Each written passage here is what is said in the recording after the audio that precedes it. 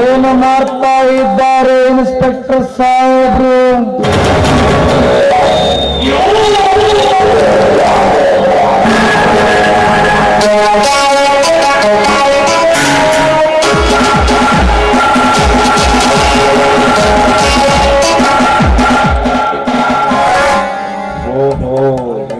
ಸಾಹೇಬ್ರು ಬನ್ನಿ ಸರ್, ಕೂತಿಕೊಳ್ಳಿ. ನಿಮ್ಮೊಂದಿಗೆ ಕುಳಿತುಕೊಂಡು ಮಾತನಾಡಲು ನನಗೆ ಸಮಯವಿಲ್ಲ. ಪಾರ್ಟಿ ಮೀಟಿಂಗ್ ಅಂತೆ ಬೇಗ ಬೆಂಗಳೂರಿಗೆ ಹೋಗಬೇಕು.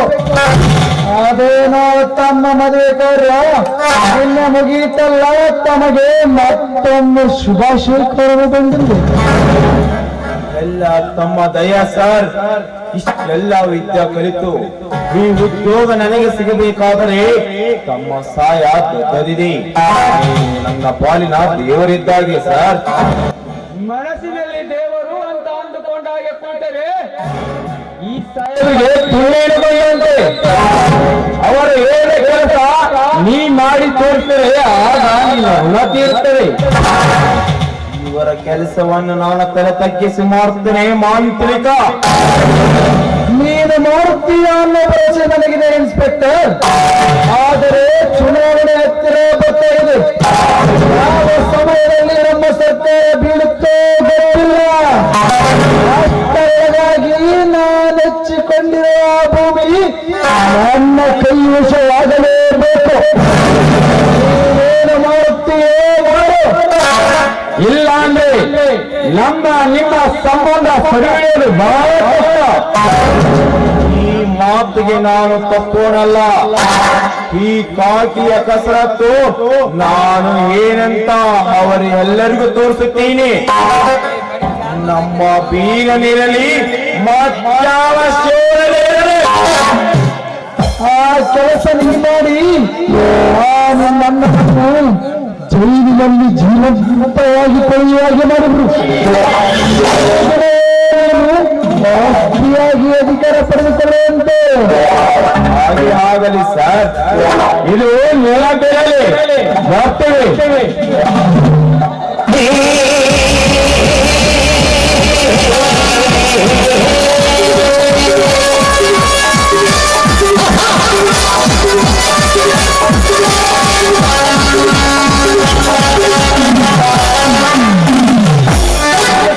ಇನ್ಸ್ಪೆಕ್ಟರ್ ಸಾಹೇಬ್ರಿಗೆ ಓಹೋ, ಮತ್ತೊಬ್ಬ ದುರುಳಿಕೋರನ ಆಗಮನ.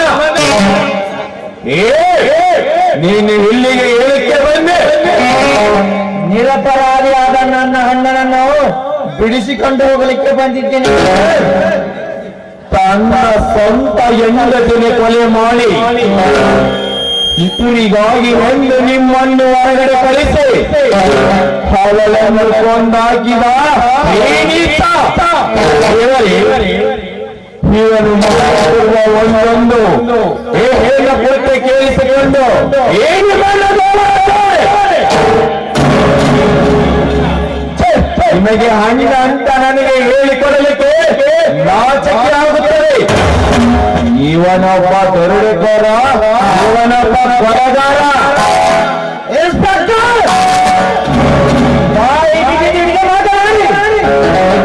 ಇಲ್ಲವಾದರೆ ನಾನು ನಿನ್ನ ಅಣ್ಣನ ಪದವನ್ನು ಕೆತ್ತುಕೊಂಡು ನಿಜವಾದ ಕೊಲೆಗಾರನಾಗಿ ಮಾತನಾಡುವ ನಿನ್ನ ನಾಯಿಗೆ ಕತ್ತರಿಸಿ ಹಾಕಿ ಬರುತ್ತದೆ.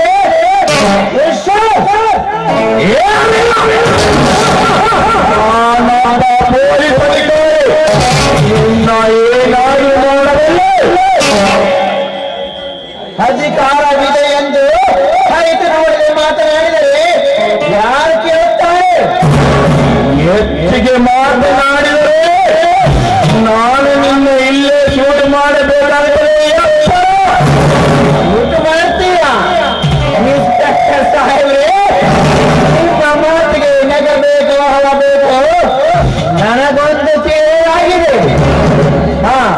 ಬಾರಪ್ಪ, ಬೇಗ ನನ್ನನ್ನು ಶೂಟ್ ಮಾಡೊಬ್ಬ. ಹಾಡಿ ಬಂದ ನಿನ್ನ ಹಂಗಾಲು ಹೊರಸಾಗುತ್ತೈತಂತೆ. ಹೆಗಲ ಮೇಲೆ ಹೊತ್ತುಕೊಂಡು ತಿರುಗಾಡುತ್ತಿದ್ದೇನಲ್ಲ, ಅದಕ್ಕೆ ಶೂಟ್ ಮಾಡಬಾರಪ್ಪ. ಶಾಲೆ ನನ್ನ ತಮ್ಮ ಯಾರಿಗೂ ಹಿಂದೆ ಉಳಿಯಬಾರದು.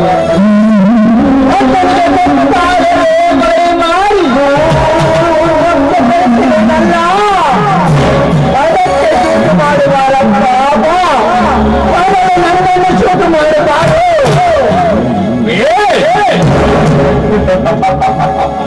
ತುಂಬಾ ನಾಟಕ ಮಾಡ್ತೀಯ. ಈ ನಿನ್ನ ಸಂಭಾಷಣೆಯನ್ನು ಈ ಊರ ಜನರು ಕೇಳಿಸಿಕೊಂಡೆ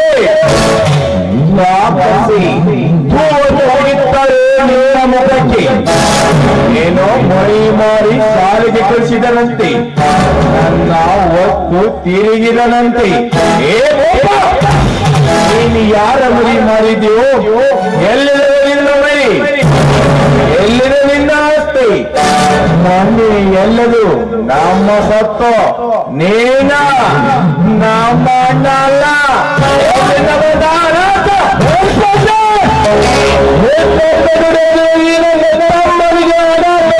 ಶಬ್ದವನ್ನು ಮುಂದೆ ಬಂದಂತೆ ಕಾಣುತ್ತಾರೆ. ರಕ್ತ ಸಂಬಂಧ ದ್ರೋಹಿ. ಸಾಕು ಮುಗಿಸೋಲ್ಲ ಈ ಪ್ರಾಣ. ಬೇಸೆ ಹೊರಗಡೆ ಬಿಡಿ ಅವನನ್ನು.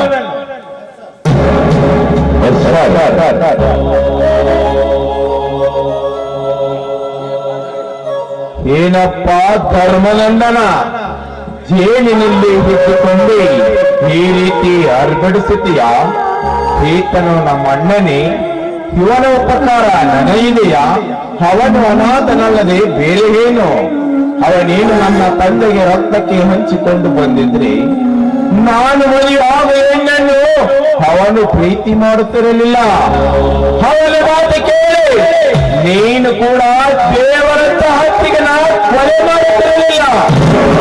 ಹೇಳು ಸತ್ಯವನ್ನು. ತೂಗಿ ನೋಡಿ ಹೇಳೋದಕ್ಕೆ ಇದು ಪಂಚಾಯತಿ ಅಲ್ಲ ಕಣು. ಸಣ್ಣ ಬುದ್ಧಿ ಹೇಳೋದಕ್ಕೆ ಇದು ಮನೆಯಲ್ಲ.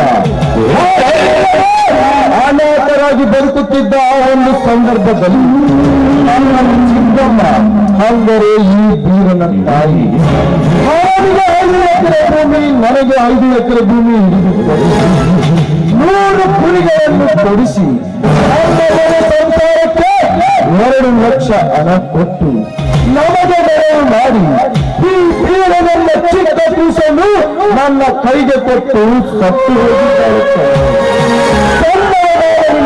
ಎಲ್ಲ ಎಲ್ಲಿಂದ ತಿಳಿಯುತ್ತೆ? ಹಾಗಾದರೆ ಆ ತೋಟದ ಹೊಲದಲ್ಲಿ ಅವನ ಹೆಸರಿನೊಂದಿಗೆ ನಿನ್ನ ಹೆಸರು ಏನಕ್ಕಿದೆ? ಕ್ಯಾನ್ಸರ್ ಕಾಯಿಲೆಯಿಂದ ಸಾಯುವ ಇವನ ತಾಯಿ ವಯಸ್ಸಿಲ್ಲದ ಇವನಿಗೆ ಅಜ್ಞಾನ ಪಾಲನೆಗೆಂದು ಕೊಡಿಸಿ ಹೋಗಿದ್ದಾಳೆ ಕಣೆ. ಸುಳ್ಳು ಸುಳ್ಳು. ನಾನು ಇದು ಯಾವುದನ್ನು ನಂಬುವುದಿಲ್ಲ.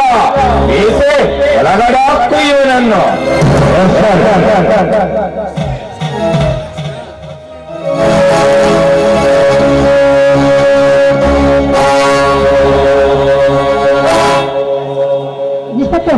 ನಿಲ್ಲಿ, ಅವ್ರನ್ನ ಕೇಳ್ತಾ ಇದ್ರೆ ಬಿಟ್ಟು ಬಿಡೋರು. ಅದನ್ನು ಕೇಳಲಿಕ್ಕೆ ನೀನು ಯಾರು? ನಾನು ಶಿವನಿಗೆ ಬದಿತು ಮೊದಲು ಬಿಟ್ಟು ಬಿಡಿ ಆ ದೇವರನ್ನು. ದೇವನನ್ನು ಬಿಟ್ಟು ಬಿಡಿ ಅಂತ ಹೇಳಲಿಕ್ಕೆ ನೀನೇನು ನನ್ನ ಮೇಲಾಧಿಕಾರಿನ? ಇಲ್ಲ ಗೃಹ ಮಂತ್ರಿನ? ಇದು ಯಾವುದೂ ಅಲ್ಲ.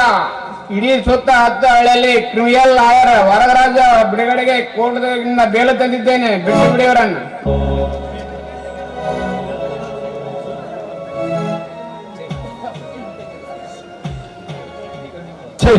ಇದೆಂತ ಕೆಲಸ? ಬೀಸೆ ಬಿಟ್ಟು ಬಿಡಿ ಅವನನ್ನು. ಲಕ್ಷ್ಮಿ, ನೀನದೆಂತಹ ದೊಡ್ಡ ಉಪಕಾರವನ್ನ.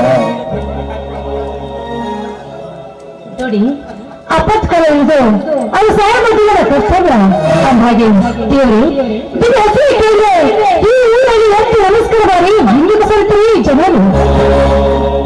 ಲಕ್ಷ್ಮಿ, ಮಾವ ಎನ್ನುವುದರಿಂದ ಎಂದು ಸಂಬೋಧಿಸುವ ಈ ನಿನ್ನ ಸರ್ವ ಬುದ್ಧಿಗೆ ಎಲ್ಲಿಂದ ಉತ್ತರವಿದೆ ತಾಯಿ?